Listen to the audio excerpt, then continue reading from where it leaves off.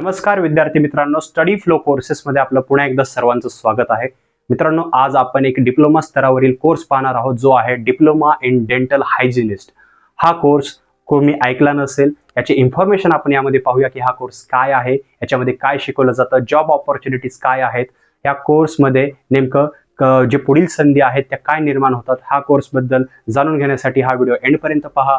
चॅनलवर नवीन असाल तर सबस्क्राईब नक्कीच करा. So let's begin.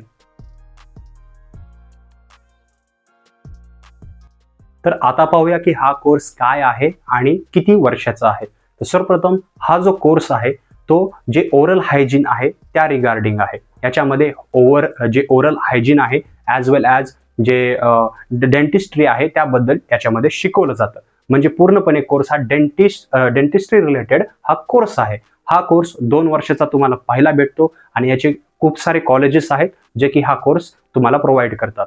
त्याचबरोबर याच्यामध्ये ज्यावेळेस तुम्ही डिप्लोमा कंप्लीट कराल तर तुम्हाला average salary 12,000 to 2 lakh per annum इथपर्यंत सॅलरी याच्यामध्ये इझिली मिळू शकते. तर आता आपण या कोर्सची शैक्षणिक पात्रता पाहूया की कोणते विद्यार्थी यासाठी ॲडमिशन घेऊ शकतात. ह्याची शैक्षणिक पात्रता थोडी इंटरेस्टिंग आहे, कारण प्रिव्हियसली मी खूप सारे कोर्सेस पाहिले, त्यामध्ये ही गोष्ट आपल्याला पाहायला भेटत नाही. ती कोणती? तर बघा, हा कोर्स ओरल हायजीन रिलेटेड आहे आणि खूप प्रिशियस आहे. म्हणजे याला खूप मान आहे या कोर्सला, आणि पुढे तुम्ही याच्यामधल्या खूप साऱ्या संधी तुम्हाला मिळून जातील.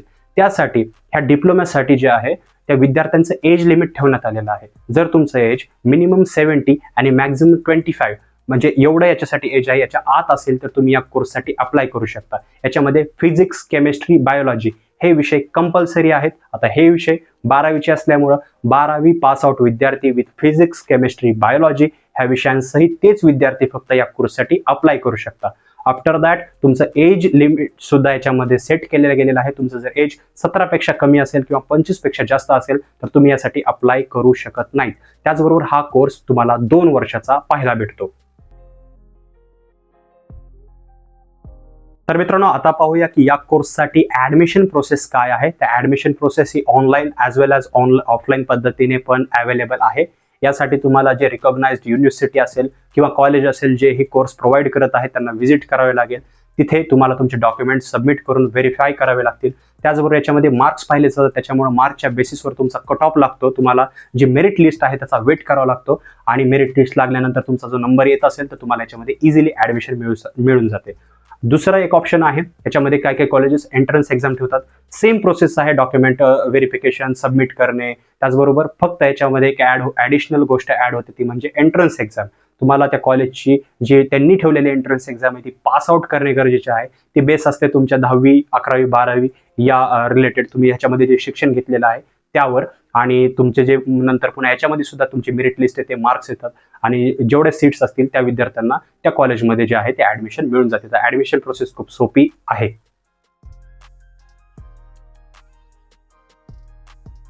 तर आपण आता याचा कालावधी पाहूया. याचा कालावधी 2 वर्षाचा आहे, आणि याच्यामध्ये ज्यावेळेस तुम्ही ऍडमिशन घेता, म्हणजे ऍडमिशन प्रोसेस मी तुम्हाला सांगितलेली आहे. आफ्टर टेकिंग द ऍडमिशन याच्या ज्या कॉलेजच्या एक्झाम्स होतात तुमच्या, तर त्या ज्या आहेत त्या एअर वाईज होतात.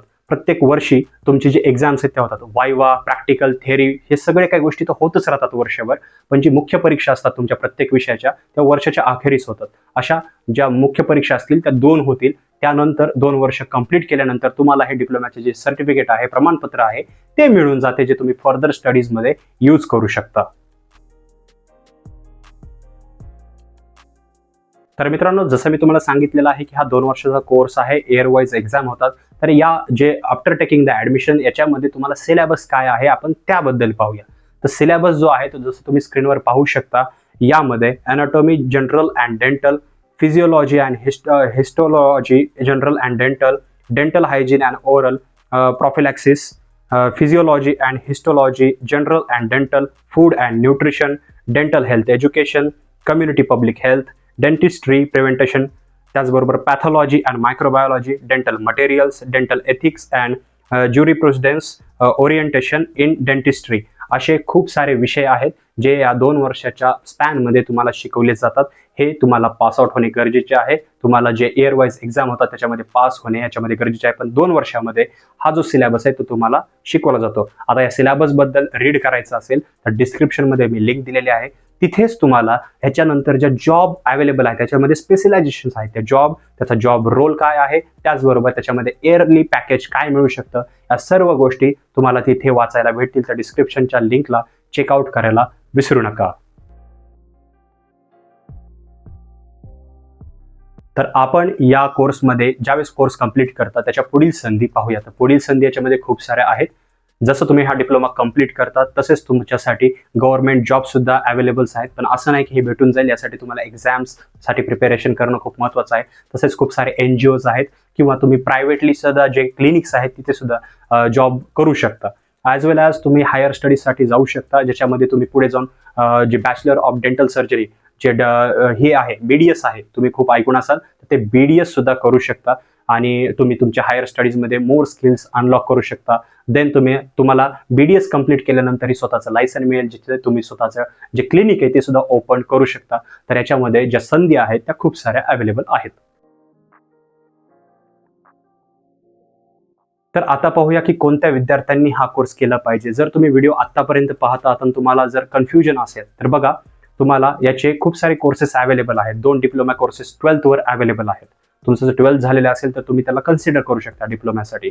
त्याचबरोबर हायर स्टडीज जर करायचे असेल तर नीट एक्झामसाठी प्रिपरेशन करा.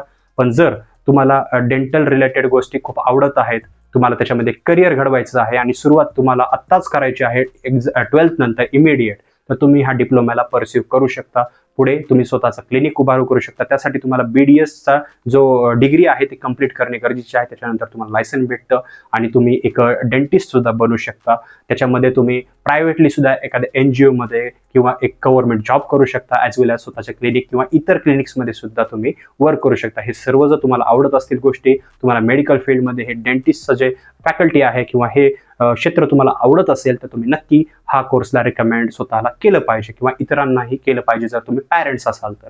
तर मित्रांनो, या रिगार्डिंग अजून जर तुम्हाला जॉब पोझिशन्स बद्दल जाणून घ्यायचं असेल, त्याचबरोबर कॉलेजेस बद्दल जाणून घ्यायचं असेल, फीस जाणून घ्यायची असेल, तर डिस्क्रिप्शनमध्ये लिंक आहे, तिथे तुम्हाला वाचायला भेटेल. मी ते सांगत नाहीये कारण व्हिडिओ खूप मोठा होऊन जाईल. तर मित्रांनो, याच्या रिगार्डिंग काही क्वेश्चन्स असतील तर खाली इंस्टाग्रामची लिंक आहे, तिथेही आम्हाला विचारू शकता. ॲज वेल ॲज कमेंटही करू शकता. व्हिडिओ आवडला असेल तर लाईक करा, शेअर करा, चॅनलला सबस्क्राईब करून बेल आयकॉनवर प्रेस करा. मी मिळतो तुम्हाला पुढच्या व्हिडिओमध्ये. तोपर्यंत थँक्स फॉर वॉचिंग.